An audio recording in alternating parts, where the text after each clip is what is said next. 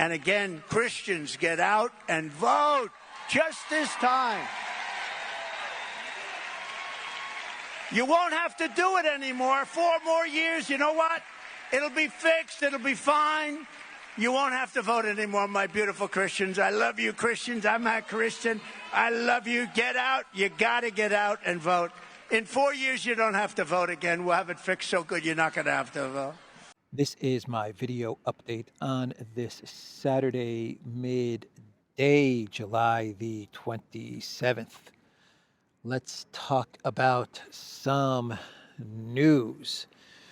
And let's start things off with the Paris 2024 Olympic opening ceremony. We are going to start things off with Clown World. Clown World. Wow. What an opening ceremony in Paris. So if you've ever been wondering what is inside Macron's head, you saw it on display during the opening ceremony in Paris for the 2024 Olympics. My God, there you have it. What is going on inside of little Napoleon's head?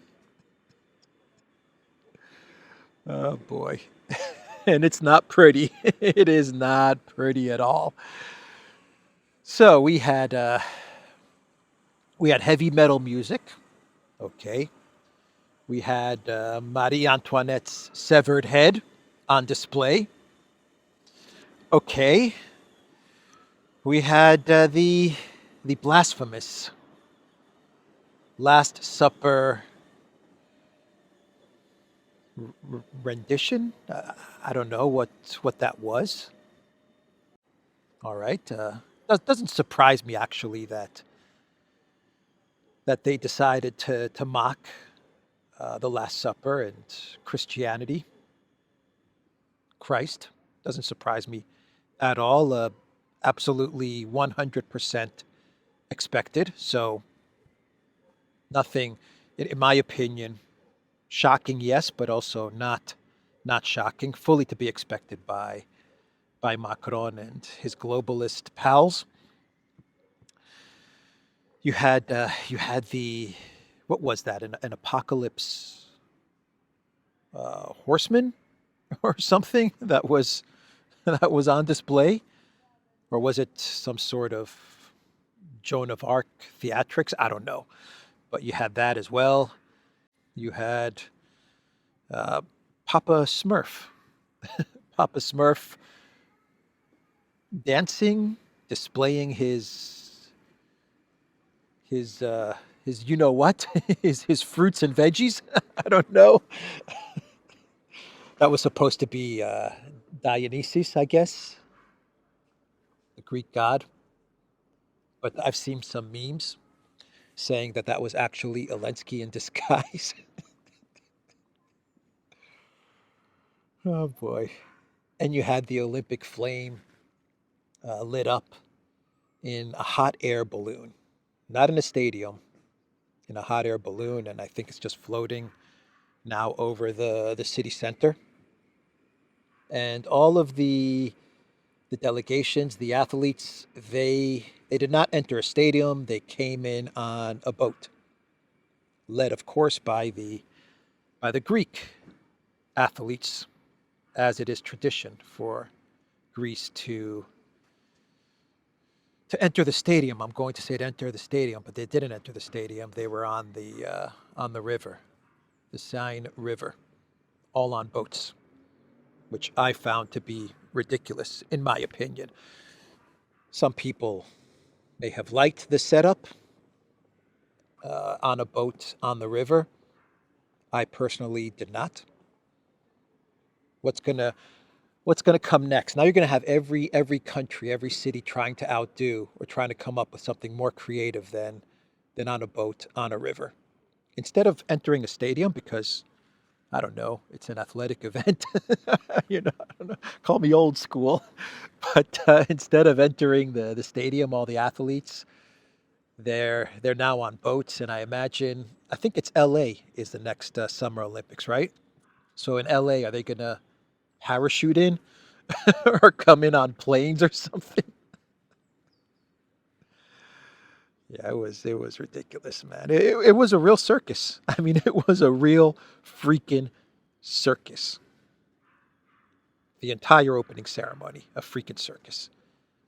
And a lot of people are very upset because, well, this really mocked France, French culture, history, art, literature. France has an amazing, I mean, an amazing history, an amazing culture, amazing art. The artists, the French artists. Wow.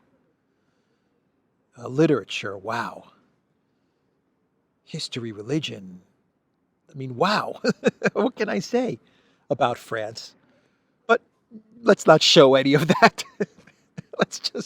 Let's skip all of that and just go straight to the debauchery. The globalism, debauchery.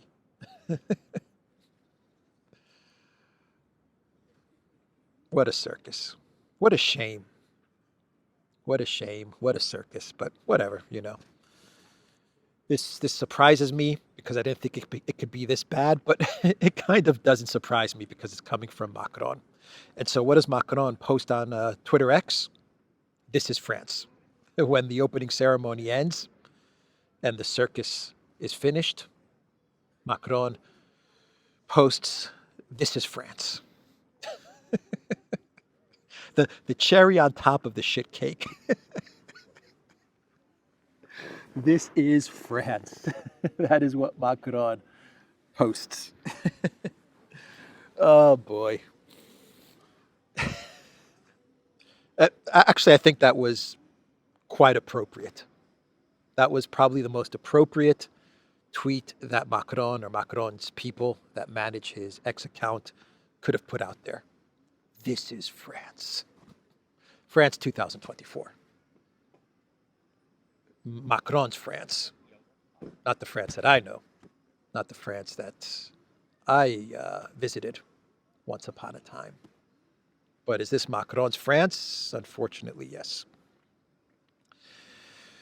Angelo, he posted Macron is humiliating France on Twitter. Yep. And Kim.com, he posted the opening ceremony of the Olympics felt like the closing ceremony of humanity.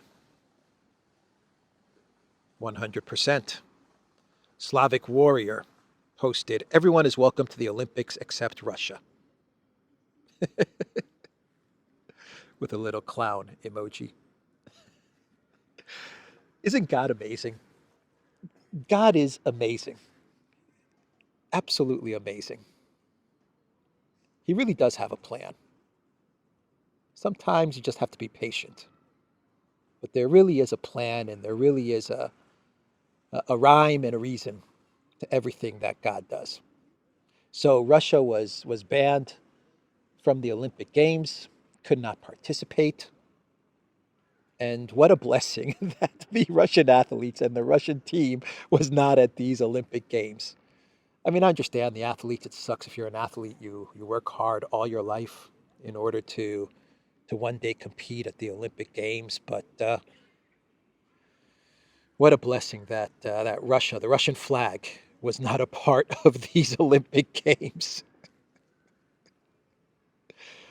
There's so many memes comparing the opening ceremonies of so many Olympic Games.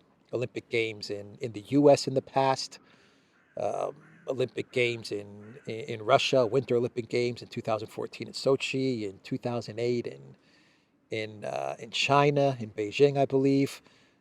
There's so many memes comparing like the Olympics of the past with what we saw yesterday, the opening ceremonies. You have to laugh. If you don't laugh, you cry.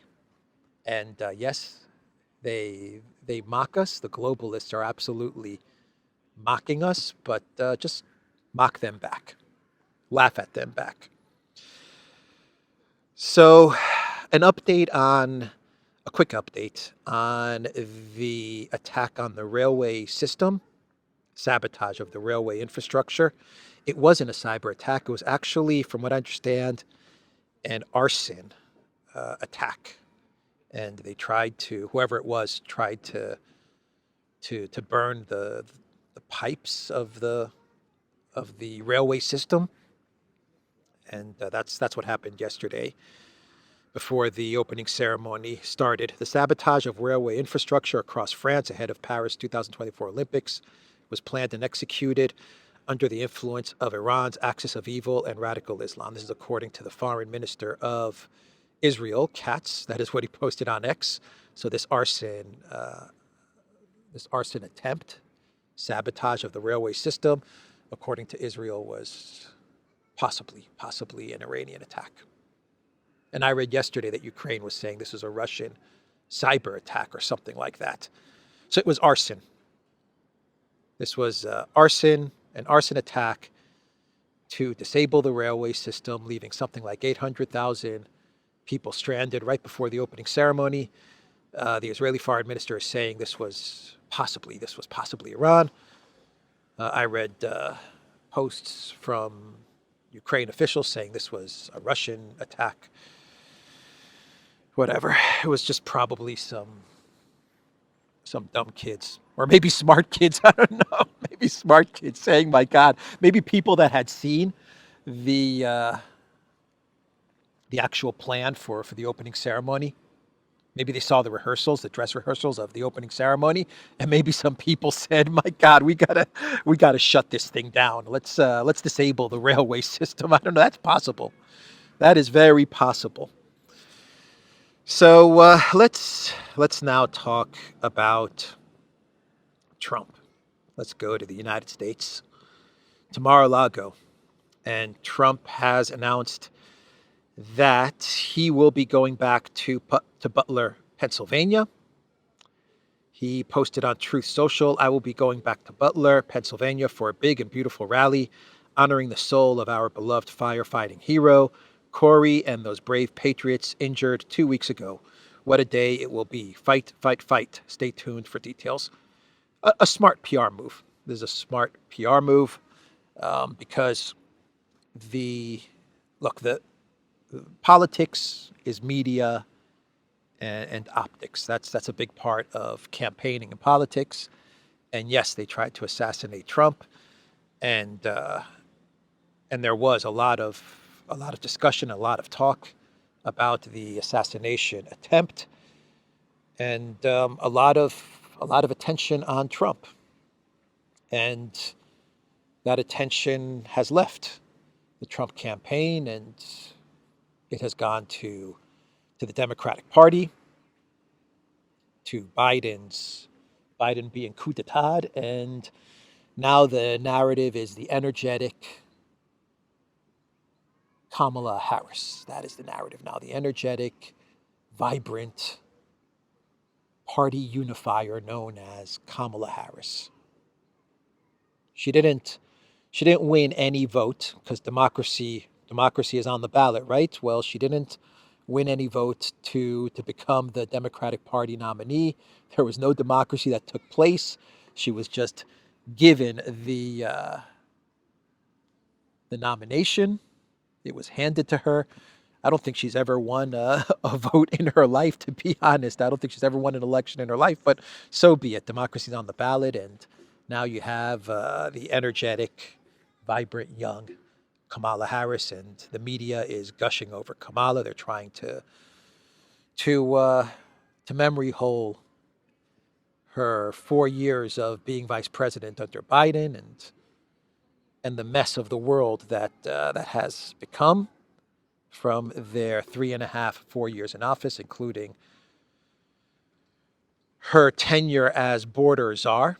But they tell us she was never border czar, the media. But all of that is being memory holed, and now the narrative over the past week has been the amazing Kamala Harris. So this is a good media PR move from Trump, and ballsy as well. I mean, they tried to kill you at this very spot, and now you're going to go back and give a speech And a lot of attention will be put back on Trump and the Trump campaign. And it's also a good way for Trump to hit back at the FBI and Christoforou and the collective West media, which is trying to push out the narrative that this was not a bullet that almost hit Trump, but it was metal fragments, which is just nonsense.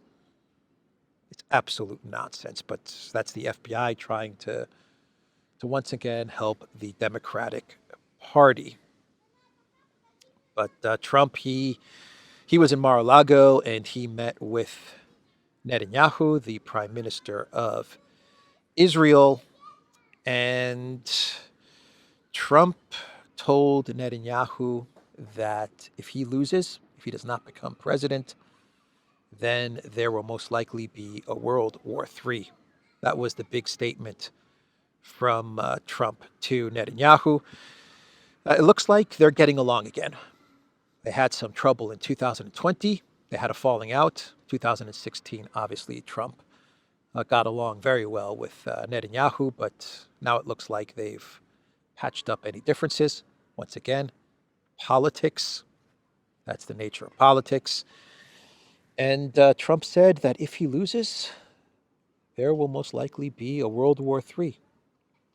That is what Trump said. And Israeli officials actually in Mar-a-Lago, when they spoke to the media, and I believe a spokesman for Netanyahu, they actually talked about what Kamala Harris said to reporters, what she said in public and what she told Netanyahu in private.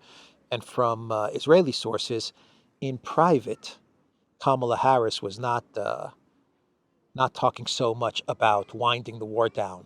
She wasn't as adamant to Netanyahu. She wasn't as pushy to Netanyahu about the fact that he has to wind down the conflict in Gaza. That was in private. In public, she put out a whole different story that she told Netanyahu and Israel that they have to wind the war down. From what I understand from Israeli officials, let me see if I have a quote.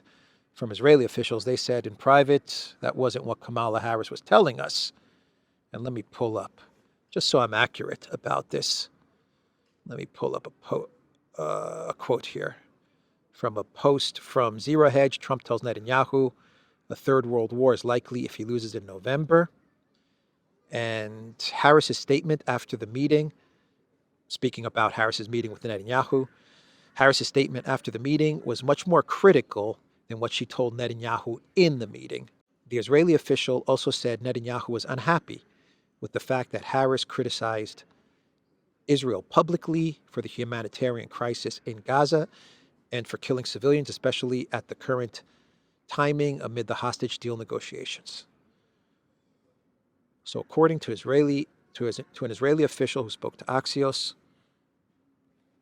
doesn't surprise me. Kamala in private says one thing, Kamala in public says another. And as I have said in many videos now, Kamala's position on Gaza publicly is all about securing the lost Muslim votes in Michigan. So that's why she's taking this public position. In private, and if she were to become president, believe me, her policy with regards to the Middle East will be no different than Biden's policy. Anyway, that was the meeting between Trump and Netanyahu. And Trump also spoke to Fox News the other day with, I believe, with J.D. Vance and with Jesse Waters. He gave an interview to Jesse Waters, and Trump said that he had spoken to Elensky via telephone, and he told Elensky that Ukraine cannot win. That's basically what Trump told Elensky. I might be paraphrasing the statement, but he told Elensky, look, Russia, they know how to fight wars. That's what he said. Russia knows how to fight wars. They cannot be beat. They defeated the Mustache Man in World War II. They defeated Napoleon. You can't win, so you better negotiate a ceasefire. Interesting statement from Trump. And the collective West media, they continue to talk about Kamala Harris is surging in the polls. Kamala Harris is crushing it according to the public polling data. I'm convinced that the private polling data is much different, but the Wall Street Journal, they are saying that Harris has erased Trump's lead. A poll released on Friday by the Wall Street Journal found that Harris all but eliminated Trump's lead, with the vice president trailing the former president by a 49 to 47% margin in a head-to-head matchup. The poll has a 3.1 margin of error. When independent candidate Robert F. Kennedy is included, the poll found that Harris overtakes Trump and has a slight lead, 45% to 44%. Kennedy was the choice of only 4% of respondents, while 5% were undecided. So Harris continues to crush it in the polls, huh? If you believe these polls, Harris is crushing it. I sense we have some Jedi mind trick action going on. You will believe the polls. You will believe that Harris is ahead. You will believe that Harris is smart and exciting and vibrant and a party unifier. You will believe the polls. Jedi mind trick going on. All right, let's talk about Project Ukraine for a bit. And Podolyak, he gave an interview the other day, and he said that negotiations with Russia are out of the question. It would be like speaking with the devil, is what Podolyak said. But the other day, Podolyak gave another interview, and Podolyak, he said that Ukraine is ready to talk, but it needs to talk about a fair deal. That's what Podolyak said. It needs to be negotiations based on a fair deal. Fair terms. Fair terms. That's the word I'm looking for.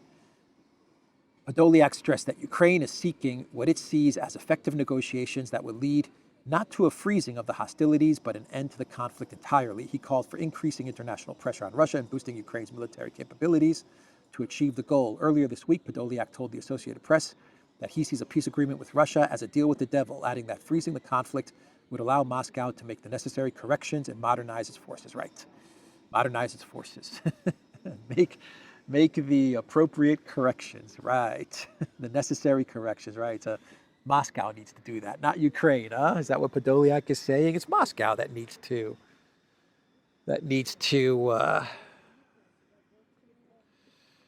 modernize its forces and make necessary corrections. Moscow, not Kiev, according to Podolyak. So he says, a few days ago, he says, no negotiations with the devil. And now he's saying, okay, negotiations, but on fair terms. And no freeze.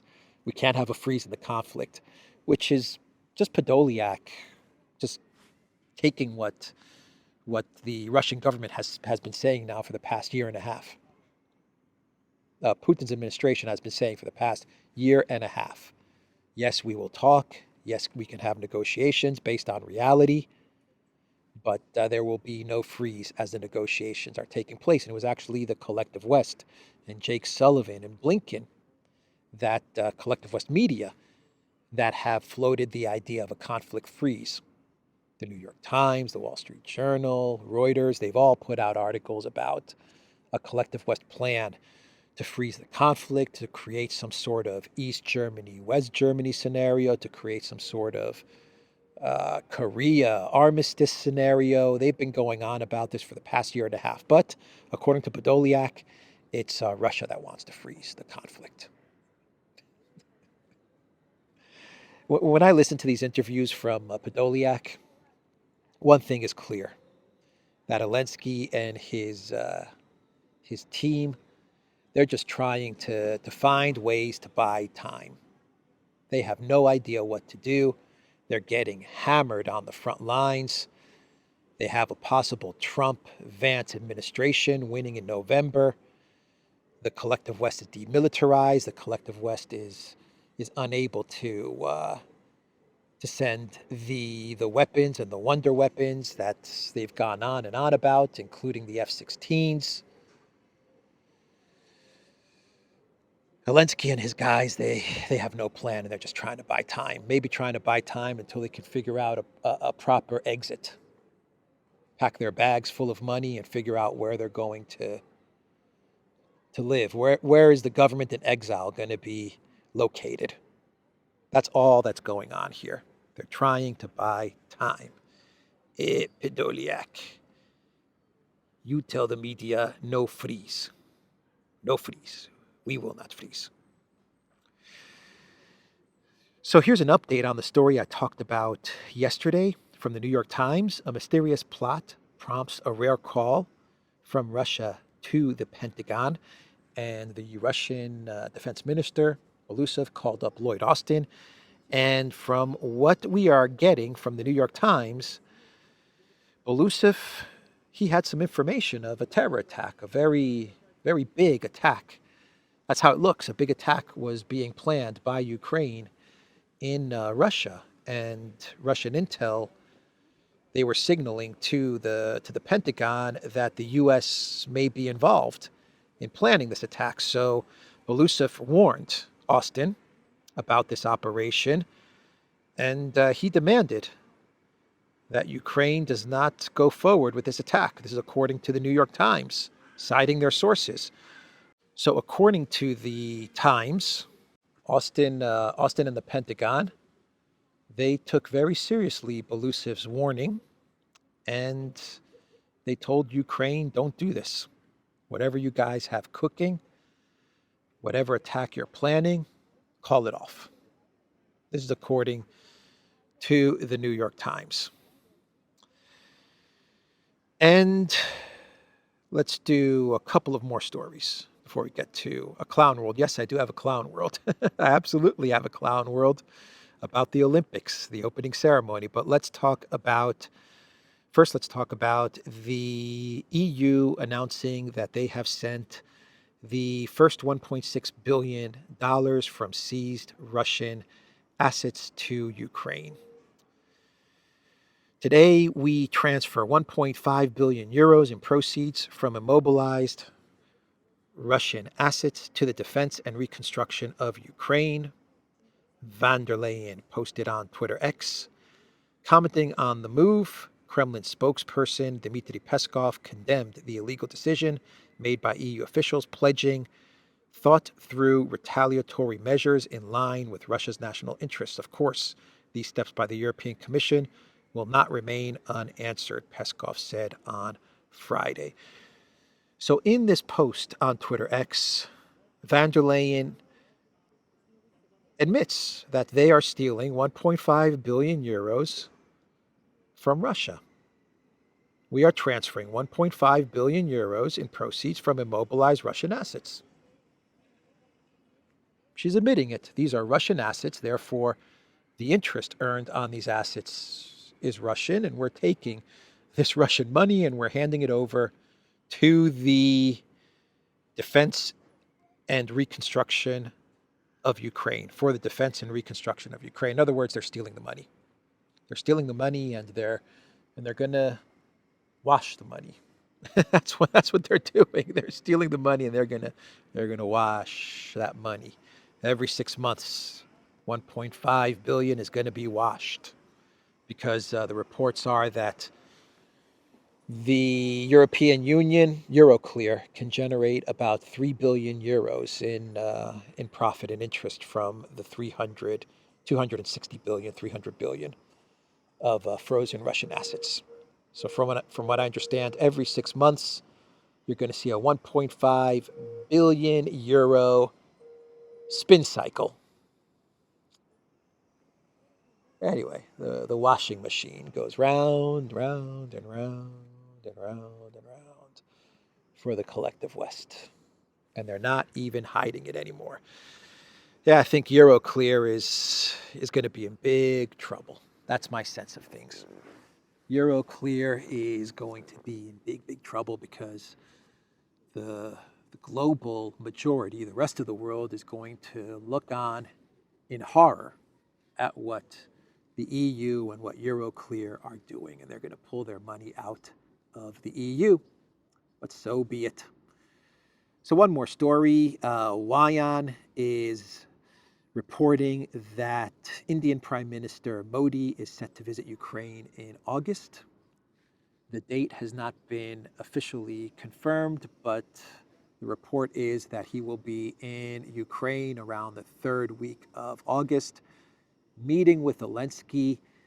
And from what I understand, India will be telling Elensky that it's time to negotiate, and India could play the role of mediator because Ukraine is getting hammered economically, financially, militarily, and the prospects for the Elensky regime do not look good. And so Modi's going to be traveling to Ukraine to try and talk some sense into the Elensky regime, which he will not be successful.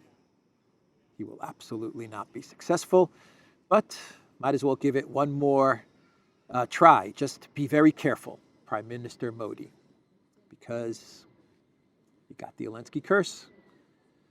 Call up Viktor Orban, ask Orban what he did in order to avoid the Elensky curse. Absolutely no hugging.